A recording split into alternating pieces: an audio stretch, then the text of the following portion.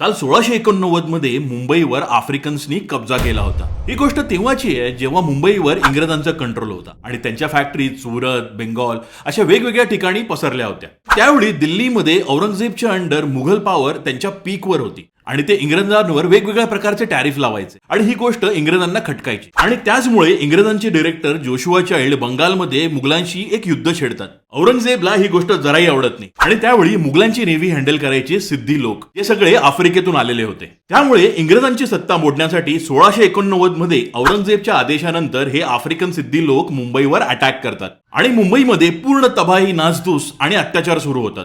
इंग्रज लोकांना आपल्या किल्ल्यात लपून बसावं लागतं। पुढे बरेच महिने हे सिद्धी लोक मुंबईला आपल्या कब्जात ठेवतात।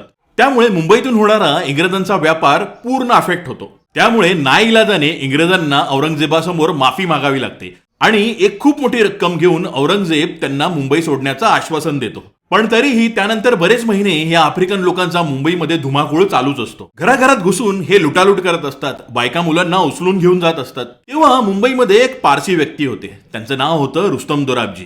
त्यांनी मुंबईतल्या भंडारा कम्युनिटीला एकत्र करून एक भंडारी मिलिशिया बनवली आणि शेवटी या भंडारी लोकांनी आफ्रिकन लोकांशी युद्ध लढून त्यांना मुंबईतून हाकलून लावलं।